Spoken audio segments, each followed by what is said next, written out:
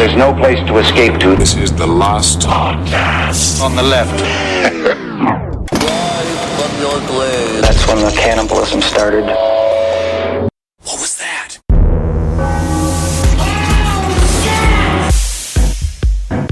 Queen's an important woman, you see. She's the crown jewel of the entire monarchy. You betcha, eh? And I was like, the Queen is an 80-year-old retarded lizard who does nothing and serves no purpose. All right, we want to start this thing up, Marcus? Yeah. All right, welcome to the show. I'm Ben Kissel. That's Marcus Parks. With us It's cold outside. Where's my perk? Oh, I can't seem to find it. Well, I guess I just have to use old Mary. Yeah.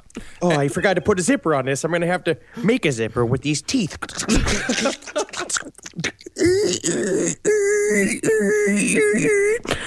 Good and warm. But my arms are cold. Oh, well, better get back to old Mary. Oh, bit snug. Yeah. That's a bit snug. It's not good if you're sewing something, it sounds like a boot walking through slush.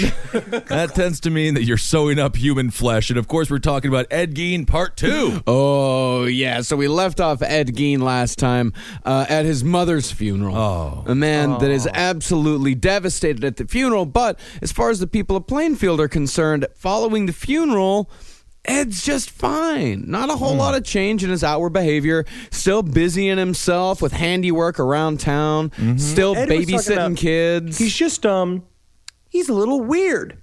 You know? Something about Ed is a little weird. Yeah, just a little bit off. He's a bit I of don't know what it is about him. He's a bit of an oddball. Augusta is dead. Oh, yeah. And he's But I also find, I want to go back over a bit overview too again about Ed Gein. The more and more I read about it, it's so interesting kind of how mundane it all was when it comes to Ed Gein. People are looking for him to be this sort of like homicidal maniac as we're going to go through the details of his crimes. And he wasn't. It's like everyone's wish he was a mother rapist. Yeah, that's what Right. bothered the people of Plainfield most when all of this stuff came out. When it came out that, he had a box with more noses than heads in his apartment. When it came out that he had gut one of the local leaders of business, they expected him to be just this horrible monster, when in reality, it was just old Ed that had they do the interviews with people in Plainfield after they caught him, and it's just all these old men go, it's normal guy, bit odd. I mean, just a normal guy. For Plainfield, Wisconsin, being quiet, being humble, that's normal. Everyone's crazy behind those bizarre eyes of a lot of Wisconsinites have. Unlike a Richard Ramirez type who wanted to be like the night prowler, he wanted to brand himself as something spectacular. Ed Gein didn't think he was doing anything that wrong. No, because he probably had 3 uncles that had shoes made out of human feet. I'm sure he did. Who knows? You don't know what they have in each other's in these farmhouses. They're all out there diddling cows, putting dress on them, and saying, "Oh, at least we're married." You know what I mean? Like, Exactly. You put a cow in a dress, you got yourself a wife. Well, there were the only people that were really uncomfortable in Ed's presence, of course, were women. Right. And while he was never inappropriate with women, he was one of those guys that tended to ogle them a little bit. They talk about how when all the men would gather up, whenever all the men were working together, they'd go and eat at lunch at somebody's house. The Ed would just kind of sit there after everyone else is done and just stare at the women in the kitchen until they noticed him, in which point he would just fucking pick up and leave immediately. and the thing that also disconcerted a lot of the people is that he started switching out his belts for a measuring rope. Like Right. you do for like tailors have, Yeah. which is really weird because he would just always go up to him and he's like, "Hey, you want to play soft limbo?" She's like, "What?" And then he just wraps the thing around her tits and just goes like, "Oh, limbo." Right, That's 49 inches. That's interesting. And of course, he was always fish hooking the gals with his finger, putting them in her mouth and holding them up like they were big tuna. And be like, take a picture. Look at the size of this one I got. This is the one that didn't get away. You should have seen the one that did. Size of the boat. Anyways, I'll kill her. So he perfected what feminists now call the male gaze. He was very good at the male gaze. Just stare until they get creeped out. Yeah. Except for there was also another story when he first got arrested that came out about a man who felt very uncomfortable by by Ed Gein. A 300-pound Nina Barber who owns is that how you pronounce that? Nina, Wisconsin. Yeah, they Yes. make a lot of manhole covers. Very successful town. That's sad. A 300-pound Nina Barber, who owns a farm near Slayer Ed Gein's house, said the recluse pinched him on the belly once and said he'd be just about right for roasting. The barber also revealed that though he didn't think too much of the remark at the time, he definitely noticed that Ed had a peculiar look in his eye. Yeah, the headline from that story, and that was a headline story. The entire story was about that. The headline was 300-pound man recalls pinch and remark by Gein. I mean, that's kind of a funny little remark. I mean, obviously, in hindsight, you realize how creepy it is. I'm surprised Gein didn't want to make him a couch. That's kind of nice. Well, he was a man, and Gein worked exclusively in the medium of middle-aged women. And to be honest, if I had a nickel for how many times I've been pinched and told how good I'd be for roasting, I'd have like 45 cents. That's a lot. Well, one such middle-aged woman in particular was the owner of the local tavern, Mary Hogan. Now, Mary Hogan seems like a 60-year-old version of Jackie. Yes, Jackie Zabrowski from the Round Table. And Henry's sister. Loud, foul-mouthed, drunk all the time, checkered past, or at least rumored to have a checkered past, supposedly been divorced twice, scandalous in the 50s, and she had connections to the Chicago mob and had worked in Chicago, specifically Cicero, as a madam. Mary Hogan, strong name for a strong gal. That's right. Yeah, exactly. She was rated to Hulk Hogan, and she was the one that gave him his patented body. Oh, I love that body. Also, in order to be a Chicago mobster's wife, you have to be able to at least drink 9 beers and eat 2 Chicago buckets of pierogies, which are technically bathtubs. Make the meatballs right as well. So for Ed, at this point, it's been about 8 years since the death of his mother. And in the interim, he started to lose his grip on reality just a little bit. Right. So this is my question. In terms of these next couple of details, I think there's still a lot to debate about whether or not Ed Gein was actually nuts or not. Or if he was just really... I know he was... Yes, obviously he wasn't together. I mean, he's not going to be a fucking radiologist anytime soon. Right.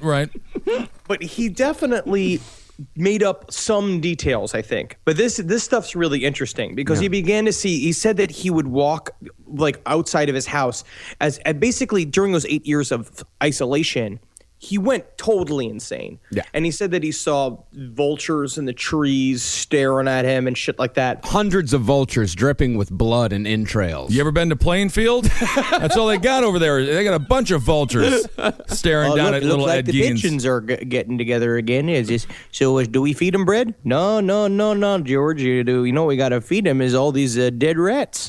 Got to. That's all Plainfield has is vultures and dead rats and Ed Gein's ghost. But he said he would also see faces in leaves, and they would start like going like, which is like not helping somebody's attitude. Well, to be fair, this is before television really picked up. There was a couple of basic channels. You had your 1, 2s, and 3s. This was before HD. He was just trying to entertain himself. And really, to be in the mind of Ed Gein, that's a hell of a television show. Creepy. Yeah, and I wish they didn't make Channel 4 the thing called Haunted Dreams Made of Broken Glass and Spider's Legs that he also was addicted to. He love loved that. watching that show. So the other things that he had reported that he started to hear at this time is that he started to hear his mother's voice as he was falling asleep at night. And he never exactly said what his mother's voice was telling him because, of course, every time he started to talk about his mother, he started blubbering like a fucking child. Yeah. And Hey, Ed, you think about cutting out the pussies? It's a fun idea. It's a good idea. No, Mom, I don't want to cut out the pussies, Mom. I think you should. And as your mother, I command you to cut out that pussy. All right, I already have 9. Have you ever noticed how sometimes a woman's arms and her legs they look like violin bows? Make some of those. That'd be pretty fucking righteous. That's I'm up here exciting. talking with the well, what's your name? Napoleon? Ah, it's funny. This guy's funny, and he says all this fucked up stuff, and I'm laughing, and he's eating me out. Things have really changed a lot for me up here, Ed.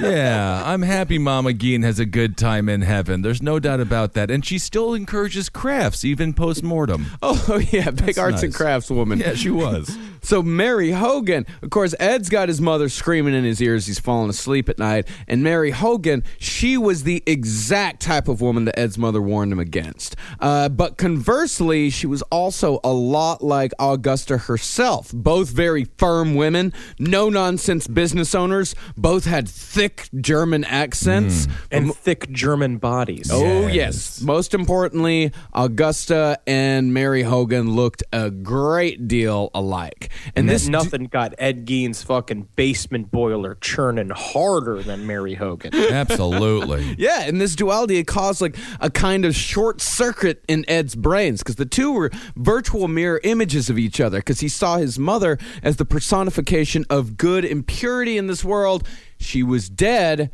The other one, Mary Hogan, evil and lusty, but alive. But That was the problem. Yeah, and that The alive part. yes. Yeah, you got to change that. Mustache, for sure, right? Got a little bit of a mustache. Most likely, yeah. Got to. I think it's more like potential for mustache because got a big open upper lip. Dying for a mustache.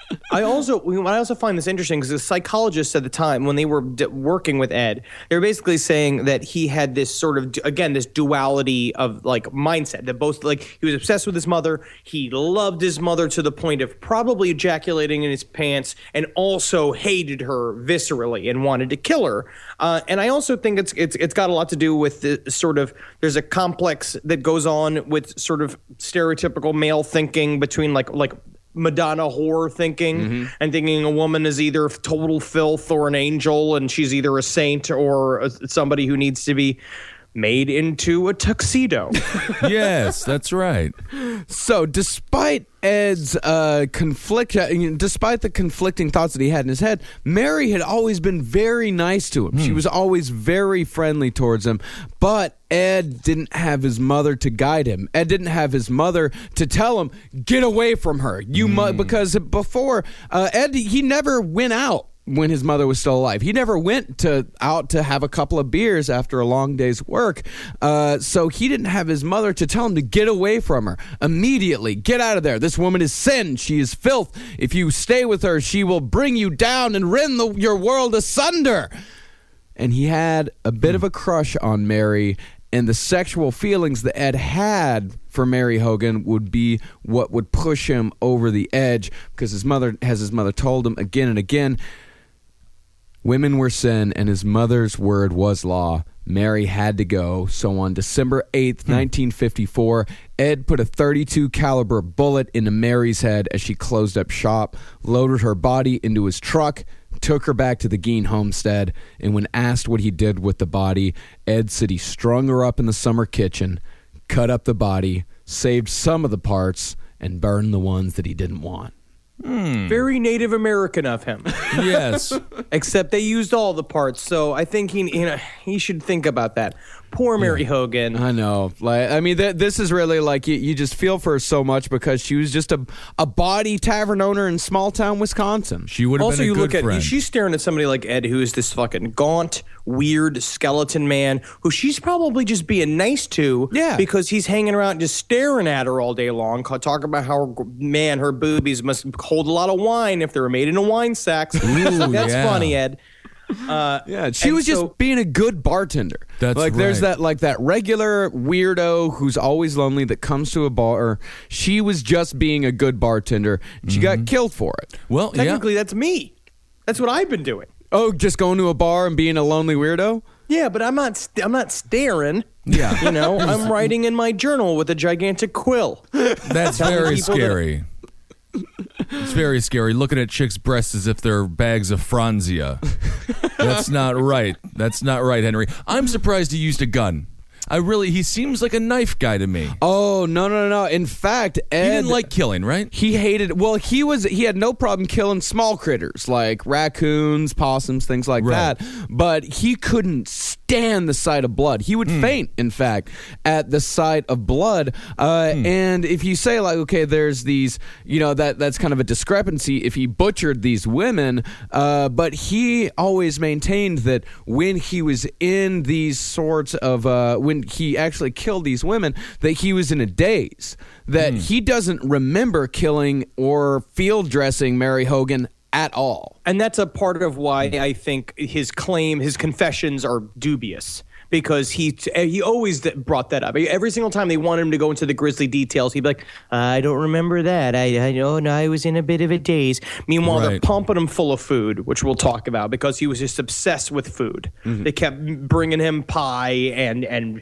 fried chicken and every single thing that a Wisconsin mother does to make her son well insulated against the winter. Well, of course he loved the food. He had been eating nothing but pork and beans for literally a decade. I'm not fucking lying there. That is all he would do. He would just go to Louise Hill's store, load up on pork and beans, go home, heat up the pork and beans on the little range oven that he had, and then just eat it straight out of the can and then throw the can on the floor of his house. Pork and beans. Pork and beans. Love some good pork and beans. I think he was eating right. I will eat pork and beans for dinner anytime. Tootie House. It's really just the vessel that he was using to eat him in. That was the problem. Yeah. I think it was the skull. Which is the thing, is like, if there's a way to debase pork and beans anymore, it's just eat it out of a human skull, or does it elevate it? I'm not really sure anymore, because my brain is fried. And so again, Ed is a product killer, not a process killer. Yes. His whole point is that he wants to get to these bodies, but he also barely understands why he wants to get to these bodies. And I think with Mary Hogan specifically, it was just way too much. He saw her; she was too perfect. I mean, she had that rockin' rectangle body with the head like a turtle with a wig on it, and that was exactly what he wanted. Oh, I love that. A gal with a turtle head with a little blonde wig. Snap at me, baby. And because it's kind of like seeing that prized like for me. A tube of Berkshire pork, all riddled with fat and deliciousness. And yeah, it's like maybe tucked away in a hidden refrigerator, and that I know that it's over there, and maybe it's like $200 of a piece of it, and I'll just splurge and I'll get it, or I'll break in the store at night and I'll fucking steal it because it's haunting my dreams. That's what Mary Hogan was to him. Well, you want to pay for it. You don't want to be a thief. He just had a great life. You know, when people hallucinate in the desert and they begin to see the things that they desire everywhere he went. He saw couches, belts, jackets.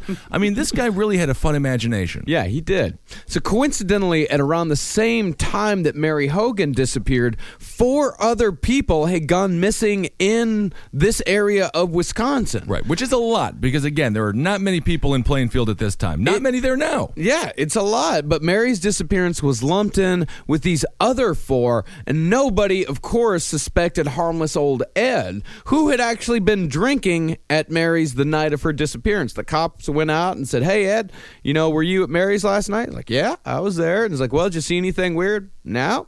I'm like, all right, see you later. See you, Ed. Because also, he was really gaunt and really scrawny. But so they were like, that's what we'll see later on too, is that no one believed that he could even commit these crimes because he was so skinny and weak. But actually, he had what we were talking about last episode. He had that farmer strength. Yeah. So he just flopped Mary over like she was a side of beef, because that's what she was, and dragged her in the car like it was zippity dippity because he had them hay baling hands. Yeah, deceptively strong. And as a side note, Ed would be completely cleared of any involvement with any of the other disappearances. It was like there was some sort of weird vortex going on in Wisconsin in 1954. All right. But not long after, I mean, shit, we joked earlier about Ed making the Mary Hogan jokes. He actually did make Mary Hogan jokes. He's one of the men who employed Ed from time to time. One Mr. Elmo Ueek. Now, that's a classic name. Elmo Ueek. Elmo. Now, that'll get you elected mayor in 90% of municipalities in Wisconsin. Elmo's a strong name. It sounds like he's born with 4 strands of hair and never got more than that. Yeah. Why do you need more than that, Henry? You have to ask yourself that. Man, well, one day Elmo, he was teasing Ed about Mary. He said, Eddie, if you spent more time courting Mary, she'd be cooking for you instead of missing. And Ed just he rolled his eyes, he scrunched up his nose, and he said, She's not missing. She's down at the house right now. and for a while, this was... That is funny. God, I love Ed. God, Ed, keep Eddie around more. And for a while, this was Ed's favorite joke. Like, you ever Right. get that joke that you just want to tell to every single person? Absolutely. Yeah, and when he was in the company of others and the subject of Bernice came up, as it often did in Plainfield at the time, Ed would, he'd get that odd little grin on his face, and he'd just say... She's at the farm right now. I went and got her in my pickup truck and took her home. I got her pussy on my cock right now. This is That great. weird that I put her, I have her whole vagina inside of my whitey tighties. You know, he's a little bit. He's not my favorite comedian. He's a little blue for me, but you can't deny he's funny. You can't deny it. He's got a humor. He laughs a little bit too long at himself, but that's kind of gets a little creepy there. But And his joke, it'd be met with nervous laughter. Just people like, oh, Ed, he's just, he's got his own sense of humor. He's a bit of an oddball. A bit of an He's oddball. An Yeah, oddball. It's like when a special needs younger brother says he's going to be the head coach of the Green Bay Packers, which is a personal story for me. My little brother still might do it. He might. He's not dead yet. Yeah, I just talked to him about it. So next year, look out, Packer fans. You got a new head coach coming. So nobody, suspected at all after Ed's jokes just how much truth they'd find in his statement when years later, Mary Hogan's head would be found in a brown paper bag in Ed's kitchen. Years later. Years later. Okay, so that is 3 years later. So what's on the head? After 3 years, what do you got? All the meat's gone, right? It's just the skull at that point, He isn't had it? preserved all of them. Yeah. I put a bunch of pictures up of his crime scene photos last night on the last podcast Facebook page, and if you notice, they become brown, sort of like a George Hamilton or a Kris Jenner. Sure. Perfectly like suntanned. So Ed, you think he's lonely. You think no one's after Mary Hogan. The only person that ever talked to him was gone forever. Not true. Ed did have a admittedly very small circle of friends, and they were all teenagers or children. But a little after Mary Hogan's disappearance, a rumor started to circulate around Plainfield. His best friend was a teenager named Bobby Hill. Okay. And Bobby was said to be Ed's only actual friend. And Bobby had told his parents a disturbing little story. He hung out with Ed quite a bit. They hunted rabbits. They went to high school football games together. And Bobby was also one of the very few people to ever go inside Ed's house. And on one occasion, Ed allegedly brought out a pair of preserved human heads to show to Bobby. And when Bob asked where he got them, Ed said that a cousin of his had picked him up in the Philippines during the war and it brought him back for Ed to have. All So, right. Yeah, but just so weird, Ed, that then why are you wearing one?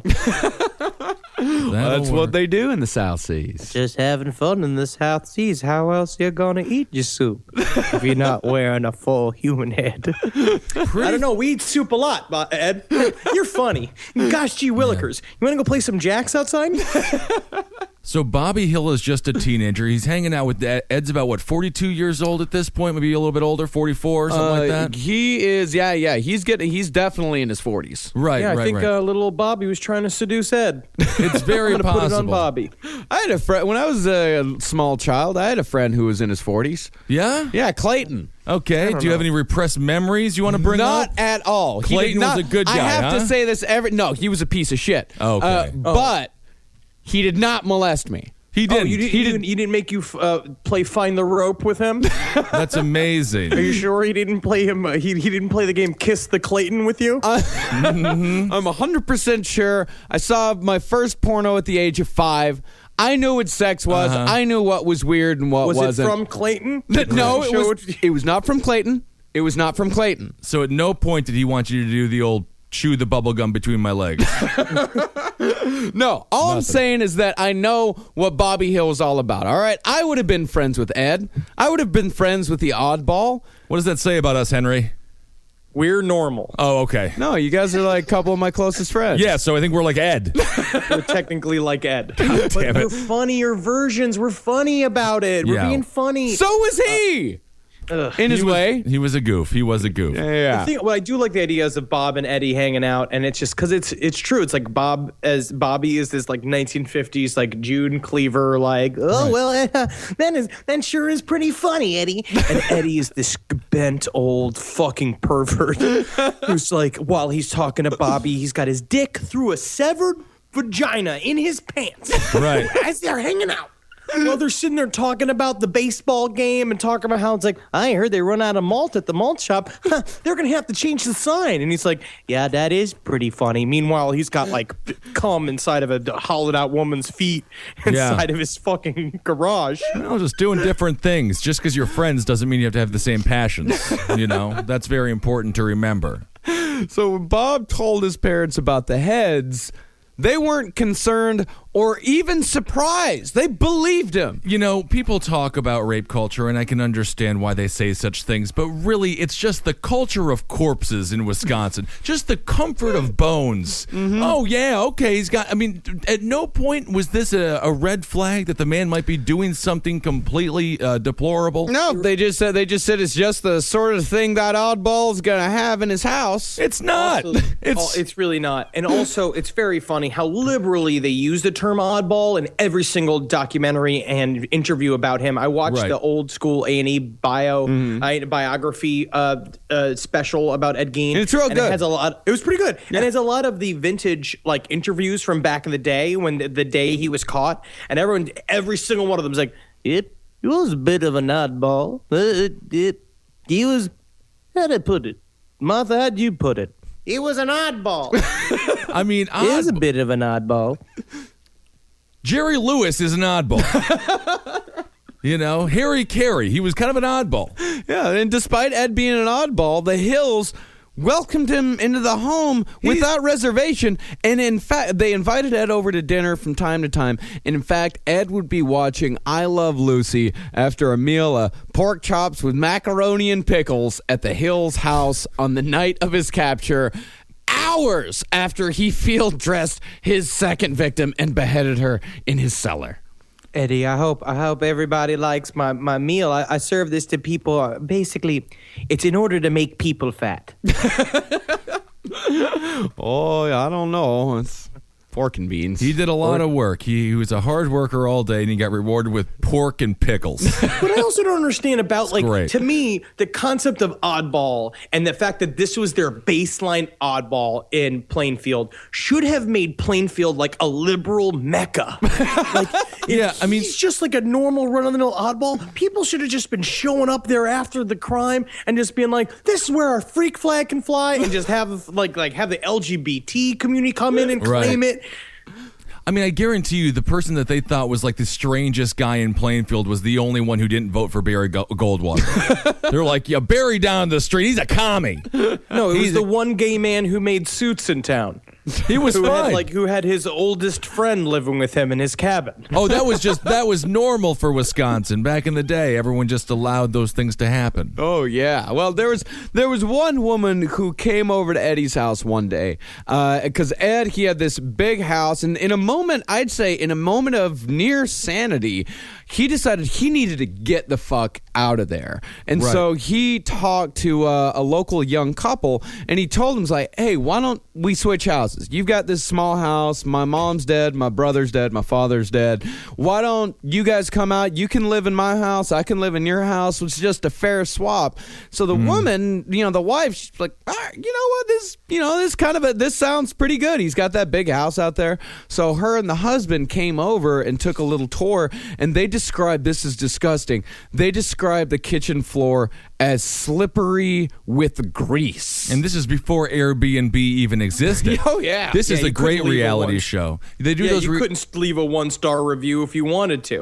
No, don't Yelp about the Gein house. Have some class. Yeah. Don't leave the review on Airbnb. This is a great reality show. They do the house swap show. Oh, yeah. And so you can imagine if you end up with Ed Gein's home, how exciting that would be. And you end up in a house that used to be a former, oh, look, it was a firehouse. Isn't that funny? And there's this pole slide and there's big doors. It's like, oh, that's kind of weird. Yeah. And you end up in the other house and it's just full of cut up tits. Oh, weird. It's a fixer-upper. Yeah, and there was a dead rat on the floor of his kitchen that he had shot with a .22, and he like looked over. He's like, "Oh, this place is just. I'm gonna get around to cleaning it one day." Oh, that is classic Ed. Yeah, and the woman actually asked him, was like, "Hey Ed, you keep your heads? Is that the room where you keep your shrunken heads?" And he just said, No, they're in this other room over there. "Yeah." And the woman said, "Oh, people were always kidding with that about things like that." It's 2.5 bedrooms, 2.5 baths. The other half of the other bathroom is just chock full of lady knees. I put them over my knees. Double knees. Yeah, that's good. He actually dated a woman very briefly. Did he? One woman, his entire life. She was named Adeline Watkins, Oh, okay. and papers would later describe her as, quote, severely plain. Ah. Yeah. And How does one be extremely plain? severely plain. Like, that's aggressively plain, offensively plain. She was also the most charismatic woman in Plainfield. So that'll tell you a little bit about the town. I think that's adorable. Yeah. Of course Ed's going to be with a plain gal. Oh, She got the khaki pants, the button-down shirt. Perfect Let's for each say- other. Let's just say she would be the perfect canvas. Yes. So the pair, their first date, they went into a matinee of It's a Wonderful Life. And isn't it? And sat next to each other, speechless the entire time. Good date. That is very nice, very respectful of the movie and the cinema. And on the next date, they finally started talking, and she and Ed said, my mother's passed on. And Adeline, she confessed she couldn't stand living with her widowed mother, said she was a huge pain in the ass. That is God.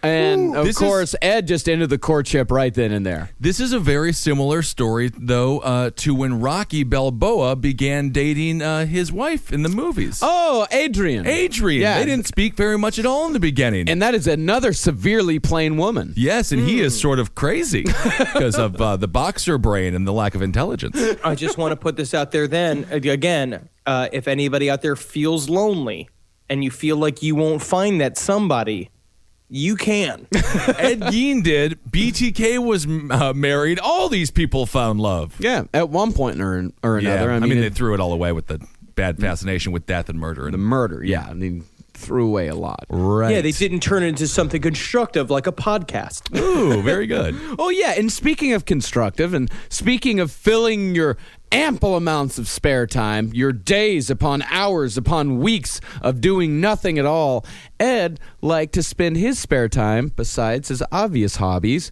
with reading. And in fact, his reading his IQ was actually pegged as normal bright. Oh, okay. Because his reading comprehension was huge, and he was a voracious reader, but his reading habits did tend towards the macabre. Right. When they went into his house, they found stacks of detective magazines, which outlined brutal crimes, and they found adventure books which detailed all sorts of South Seas exploits, particularly those involving headhunters. But his favorite stories were about the Nazis.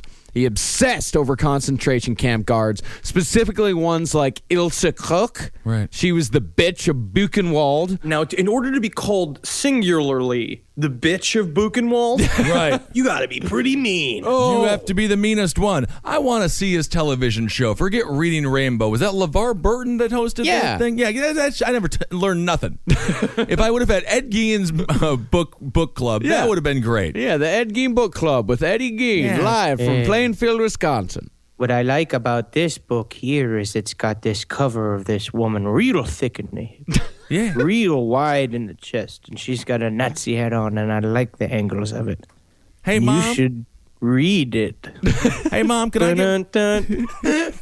Can I buy one of these? Can I get one of these Nazi books? Yeah, your father has them upstairs. Ilsa, she was accused of collecting human heads and using the skin of her victims for lampshades and book bindings. Ed also delighted in reading books about exhumations and necrophilia, like the stories of 19th century aristocrats who robbed graves for their own sexual purposes. And I also have an example of one of those stories from Harold Schechter's Deviant, which is very interesting, about the story of a young man named Victor Artisan, who was born in 1872 and at the age of 28, after having pursued his perverse activities for more than 9 years, was caught and convicted when his neighbors complained to the police of a terrible stench emanating from his house. The source of this odor turned out to be the cadaver of a 3.5-year-old girl that Artisan had brought home from the graveyard a week before, and until the body had reached such an advanced state of decay that he no longer ventured to touch it, performed cunnilingus on, believing, in words of the physician who has examined him, that this sort of caress could wake the dead. So he wouldn't touch it, but he ate it out? Yeah. Yeah. All right. But you know what? All of this stuff, he did it. Like, he actually, I mean, he read this stuff and he followed through. And in fact, he would say later that we're about to get into his graveyard antics. But much like this guy, this necrophiliac, Ed believed that he had the power to raise the dead through sheer willpower. Right. In fact, with every body he exhumed, he tried just that thing. But of course, after he failed with that, it was on to the anatomy. He had an extensive collection of anatomy books. His favorite was a secondhand copy of Gray's Anatomy that he picked up on one of his visits to Wisconsin Springs. You know that one, Ben? Yeah, it's in Wisconsin. Cool. Yeah. It's got the spring. But it's not a place where big people go to burn in the sun? No, Wisconsin Springs. It's not about springs you think like water reservoirs. And it's just springs, mattress springs. Yeah. That's what they specialize in. Boingy. Great. Fun town. This is fun. Yeah. Well, one story that really caught his eye was the true tale of Christine Jorgensen, which was also a big inspiration for another of my favorite pop culture icons, Ed Wood. Christine Jorgensen was America's first look at the world of sexual reassignment surgery. Okay. And Ed, since he was a little boy, he'd always wondered what it was like to be a little girl, to a point of obsession. Never dared tell anyone, but he wanted to be a woman. Like, that was one of his deep desires, was to be a woman. It's probably why he kept the weight down. Gotta keep my figure. We talk about this a lot with a lot of serial killers. If there was a way for him to have talked to somebody about these feelings, and again, this is 1950s, nobody wants to talk about sexual reassignment surgery, especially at this point. It's just like, what they do for it is they put a hook on the inside of your own dick, and then they basically they feed it through your urethra until it comes out your asshole, and then they pull it through. Right? Yeah. It up. Yeah. So no one wants to talk about this. So it feels like when you're a little socially mixed up and a bit of an oddball, and you want to be a lady, a part of what you get in your head is, I just make a suit out of one. Right. Yeah, It's like if you want to be a businessman, you go to whatever, Joseph A. Bank. You buy kill a suit. businessman and you wear his suit. Yeah, you wear the business Yeah. dress for the job you want. I want to be a businessman. Well, you got to go skin one, and then you get to be him. Yeah. Okay. Just you showing up in a job interview just covered with bloody loose skin. Yeah, it looks- I'm a businessman. Lancaster. It's so nice to meet you. Stocks and bonds. Barry Goldstein, is that your skit? I'm Barry. Yes, I'm Barry. I meant to say Barry. Barry was Sanderson. What was the name? Sugar. So Ed, he would, and this is actually a very sad. I mean, it's a lot of different things came together. You know, first of all, he was schizophrenic, highly schizophrenic. Second of all, the horrible abuse that his mother put him through over the years. And third of all, his desire to actually become a woman. All of these three things came together, and we joke, but it is true. The only solution he could find was to go to the graveyard and dig up middle-aged women and make suits out of them. Right. And this is what he said about how his graveyard antics began. After my mother died, I began to have strange visions. I developed an uncontrollable desire to see a woman's body. I began to visit cemeteries at night when the moon was full. Had an aunt of mine worked up in a lunatic asylum, told me once our patients went wild at this time of the month. I began to watch the papers for obituaries of women. The night after they were buried, I would go to the cemetery and open up their graves. And then I'd just start dancing. You gotta dance. Ladies' night, and it feels alright. 'Cause this is ladies' night. Oh, what a night. Oh, what a night. Thank you, Ben. No problem. So over a 5-year period starting in 1947, 2 years after his mother died, Ed made as many as 40 midnight visits to 3 local cemeteries, Plainfield, Hancock, and Spiritland, robbing graves at least 9 times, leaving the graves afterwards, as Ed would say, in apple pie order. I don't know. I leave my apple pies looking like a bit of a mess. Yeah, exactly. They all look like the American pie apple pie after the boy had sex with it. This is the least of his crimes, though. Obviously, killing Mary Hogan is the worst one. Well, killing Mary Hogan and Bernice Worden. And Bernice, yeah. So at this point, he's just a grave robber. And again, I still have a very difficult time understanding the human concern for the flesh after we're gone. The squeamishness. You're just looking at where this crime happened and when it happened. When these people heard this information come out that he was grave robbing and he was desecrating these corpses, people just literally couldn't understand it. Yeah. I was watching interviews with some of these old people that were dealing with it at the time, and they're literally just like, "You did what? What? Yeah. I don't know even what. Yeah. He did. He had the nipple belt?" Like, it's because there's most of the times this is the first time an 80-year-old Wisconsinite has said the word nipple. Absolutely. Yeah. And now he has to say nipple belt. Right. And put it on and everything. Yeah, and a lot of people were more concerned with the grave robbing than they were with the murders. Right. The murders, they could understand murder.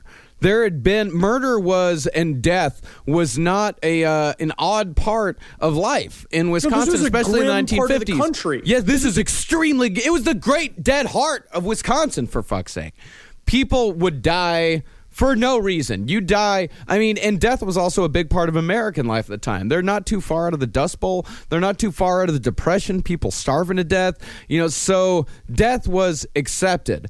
But digging up their relatives and making suits out of them, too much for them to handle. Definitely outside the box. A lot of work, too. I mean, he would have to do this over a period of, 8 hours or so? Dig up a grave, take out the body, and in fact, redo it? In fact, when he was first questioned, investigators didn't believe him when he said that he had dug these out of the graveyard because, like Henry said, he was a small, scrawny guy, and the soil was very sandy. In Plainfield. So if you tried to dig up a grave, just more and more sand would start coming in, and they thought that it was an impossible task for one guy, even if he was strong. I would love to see. I mean, Ed Gein, how'd you get those traps? How'd you get that strong back? Well, you'd be surprised at just how many muscles you can build just digging up old fat women and snapping their caskets open and dragging their bodies out and then hauling the bodies up towards the ceiling and gutting them like they're a deer. Well, you know what? We're gonna go with Billy Blanks' Tybo. That's the video we're gonna be pushing right now. But I thank see you so faces in the leaves and they laugh at me and tell me I can't do it, but I said, "Oh, it's too late. I already did." Okay, Ed Gein's exercise routine part 1. We're gonna shelve it for now. All the corpses were middle-aged. All of them were newly dead, and in some cases, they were women that Ed actually knew. Oh, Well, he was dogging the obituaries. While he was reading the obituaries to try picking his perfect ones, each one that basically fit the same amount of water distribution as Augusta. Augusta. And But he was also severely conflicted. Basically, it's what he said. He went out about 40 times to do it, but only built up the nerve to do it about 9 times. Yeah. He would go freak out, come back to his house. Again, he was very conflicted in what he was trying to chase some form of satisfaction from anything in life, which is a human compulsion. You have to feel satisfied. You have to feel like you're happy and you're doing something, and he had nothing. And so this was the only thing that sort of scratched the void, and it's just pretty gross. If you do dig up a cemetery, 1 out of 4 times you're in it. That's bad. I would say 0 out of 4 times.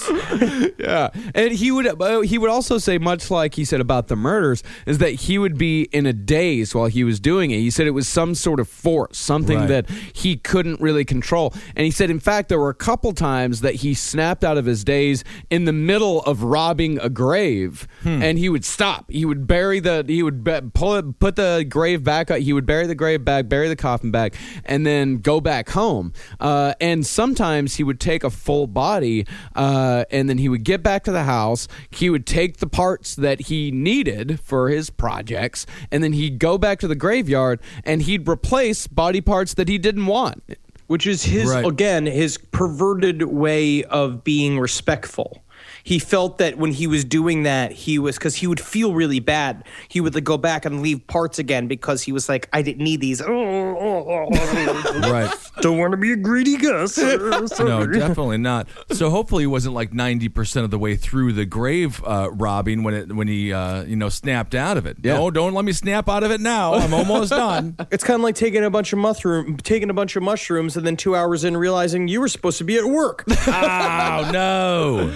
So Ed's moonlight excursions, most of the time, didn't get as far as the cemetery, because during most full moons, he wouldn't get any further than his front yard. And for such occasions, Ed had the infamous, what cops referred to as the mammary vest. What's that, Marcus? When technically the mammary vest for him was so much better than like a wedding tux, because a wedding tux you can really only wear once. Oh, absolutely. Yeah. And this was something that he made to last. The torso was tanned skin from the upper body of a middle-aged woman, complete with breasts, and he had attached straps to it so he could fasten it tight to his body. I'm going to say this, and I don't want to be gross. All right, you know me. I'm a tasteful person. I don't want to be gross. Yes. But I saw some pictures of the mammary vest, and I gotta say, those are some pretty rockin' boobies. Yeah. They're pretty awesome. Yeah. Whoever was the 50-year-old woman he took them from him was stacked like Elvira. And right. It's gotta be. So he chose right. Yeah. Well, yeah. I mean, he wanted to look good. Yeah. For sure. This is my other question.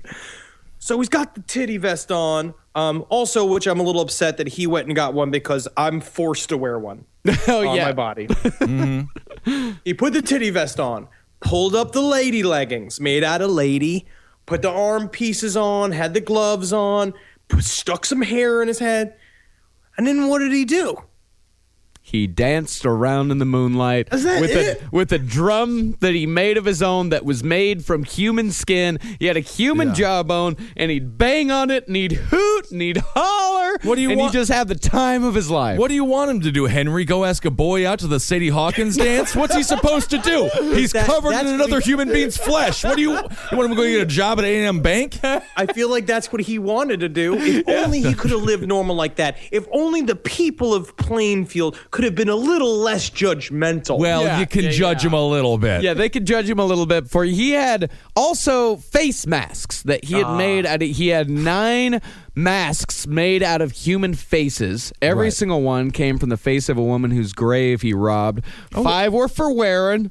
4 were for showing. Ed, your face, your skin looks amazing. Your eyes are so beautiful. There have no bags under your I got eyes. it from this woman named Estelle.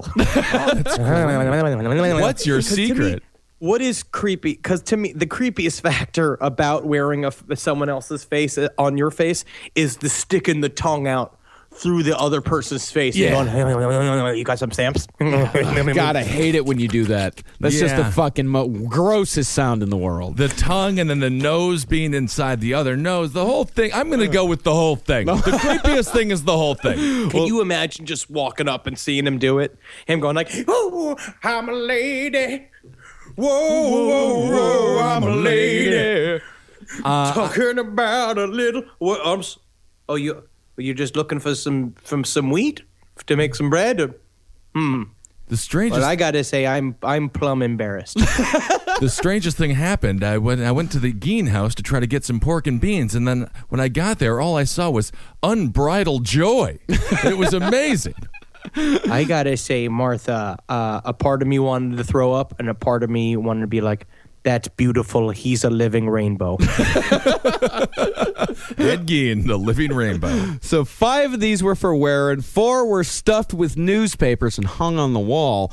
Some of the faces were almost mummified. Others have been treated with oil and were fairly well preserved. Some, however, were regularly kept in lipstick and were said to be almost lifelike. And that right there, the lipstick on the face mask, that's a Texas Chainsaw Massacre detail right there. Right, that's because straight. if you guys didn't know, we actually haven't really said this much, is that Ed Gein was the inspiration for Psycho. He was the inspiration for the Texas Chainsaw Massacre. He was the inspiration for Buffalo Bill and Silence of the Lambs. Ed Gein really could be said, is one of the most important pop culture icons of the 20th century. Of course, of the mid-20th century, Yeah. and especially in the world of horror. If Ed Gein wouldn't have existed, the world of horror movies as we know it would not exist. And in fact, American cinema probably wouldn't exist in the form that we know it. He was the awkward Elvis Presley of wearing somebody else's tits. And of course, Adam Sandler's great movie Click.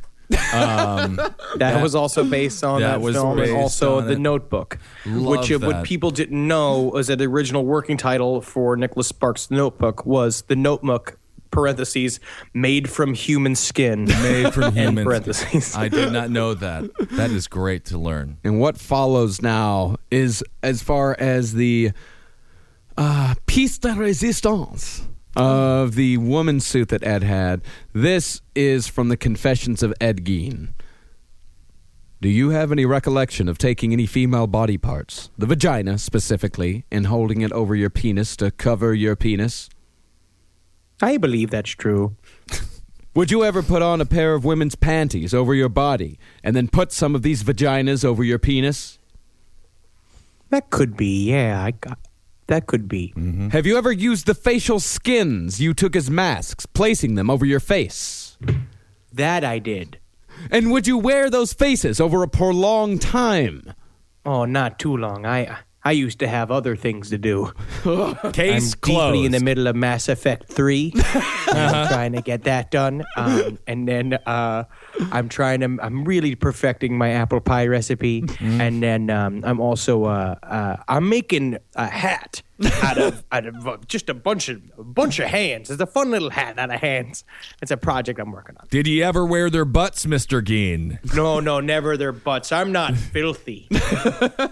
Well, in fact, speaking of him thinking things were filthy, he never, or said, and I believe him on this one, he said that he never had sexual relations with the bodies because he said they smelled too bad. I disagree with him on that one. Oh, the dead middle-aged women smell too bad to fuck? No, that he didn't do it. Oh, no. Of course he had sex with these bodies. He was wearing their skin. He was wearing their skin, but it wasn't his prerogative to have sex. It wasn't, I mean, technically, yes, he is a necrophiliac, but Yes. I don't believe that he ever penetrated any orifices. What's more penetrating than wearing a person? You're inside their skin. Technically not penetrating the orifice. Now we're getting into semantics here. You're getting all lawyery. I'm getting lawyery. I'm just saying, if he didn't have sex with these corpses, I would almost be disappointed in him. This is what everybody's saying. This is why everybody feels like you, man. They all feel like it. I actually truly believe also that he did not fuck them. Yeah. I think that's how much of a fucking weird dork he was that he didn't fuck them. I think that if he fucked them, that would make him even more of like a jock. I'm saying he fully fucked them. He was wearing them. He was inside of them like a Russian doll. I mean, technically, Ben, as far as the definition of necrophilia goes, the psychological definition of necrophilia, DSM-4, Yes, Ben, you are correct. Thank you, Marcus. But in the real world, in layman's terms, In the real world. out of the hoity-toity ivory tower of academia, Yeah. Ed I'm going to put did- it this way. When I wear a leather jacket, do I feel like I'm fucking a cow? No, I don't. But I'm eating a hamburger. Do I feel like... yes, I do feel like I'm eating a cow. That's Yes, I do sometimes feel like I'm fucking... That's fine. That's fine. That's fine. I'm just saying, when you're using them like they're the herd of buffalo, Right. they stop being potential girlfriends, and they start becoming rolls of fabric. All right. Okay. That's You know what I fine. mean? Speaking it was of- only just a matter of time before we started turning them into tents and eventually weapons. Yep, selling them at Gander Mountain, the human tent made by Ed Gein. And Ed, when asked why he chose women in particular, he said, The hair. Longer hair seemed to have more value to me. Needed it for my materials. and he also took this from the Headhunter books that he had, in which longer hair was seen to be of more value. Did he sew He with was the also hair? He was also killing mommy. That's also the other thing too. He was doing mommy, and he doesn't want to talk about that. He had a hard time dealing with that, and never understood that. He never made the connection, which is why he rotted away in an institution for the criminally insane for so long. Rotted. He thrived. Yeah, he loved Yeah, it. honestly, he did great. That was the best time of his life. Yeah. Was living in that hospital. Yeah, the second half of his life, I mean, his sunset years. I mean, it's not often that the second half of life is better than the first half, but We should Ed be Gein, so lucky. yep, and this behavior would carry on for years before Ed, or some might say his mother, chose the next victim. Well, actually, before we start the next thing, we've been having so much goddamn fun talking about old Eddie Gein. We've made the episode way too long. Oh, okay. So we're going to make this a three-parter.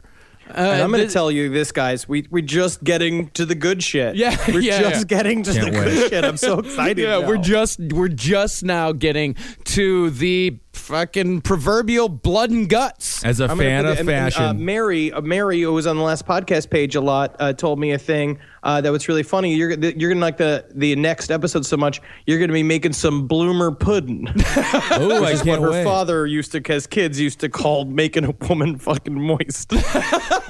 What's wrong with you? Moist. man. Bloomer pudding. I gotta say, it's really odd how many weird personal connections we have to Ed Gein. I guess it's just because we know so many people from Wisconsin. Yep. But it seems like everybody has an Ed Gein story. Doug, the guitarist in the Cowmen, the band that I'm in, album coming out May 29th. Oh, okay. Good plug. Yeah. Nice plug. Thank you. His grandparents were married in Wisconsin the day that Ed Gein was caught. Oh. Yeah, my girlfriend, her father, used to drive by Bernice Warden's hardware store once a week on the way to Sheboygan, Wisconsin, and his college friend actually treated Ed Gein at Central State Hospital. Wow, It's so look weird. at that. And I have a tattoo of Ed Gein around my butthole with the butthole as his mouth. Isn't that great? And the little hat there on top of your butthole. Well, guys, That's the hair. Oh, nice. Yeah. Well, guys, head on out to cavecomedyradio.com/last podcast on the left to get your Last Podcast on the Left t-shirt. It's $25 domestic, $40 international. Go to iTunes, rate and review. That really helps us out. We were almost in the top 20 comedy podcast to iTunes yesterday. So your rates, your reviews really help us to let's get in the fucking top 20, man. And I would say fucking Heil Gein, man. I'll sweet Gein. I want to leave you guys. I want to also read a Geiner real quick. Yeah. Why did they have to keep the heat on in Ed Gein's house? Why? So the furniture wouldn't get goosebumps. Hey! That is funny. Hey, why did they let Ed out of prison on New Year's Eve? Why? Why? So he could dig up a date.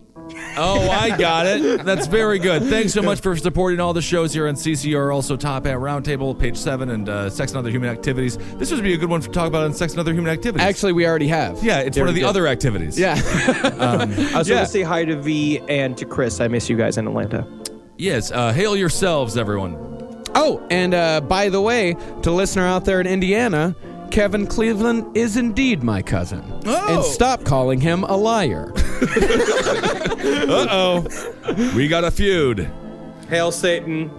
You've always been good to me, and we're going to make a lot of money this year, Satan. Yeah, you'll That's right. see. You'll see, Satan. You'll see. Megustalations, everyone. All right. Oh, yeah, Magustalations. Yeah. Yeah. Can't forget Hail that me. one. Yeah.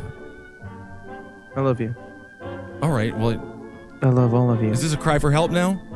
I love all of you, and some of you more specifically, I love you the most. All right. Someone just message Henry something nice. For more shows like the one you just listened to, go to cavecomedyradio.com.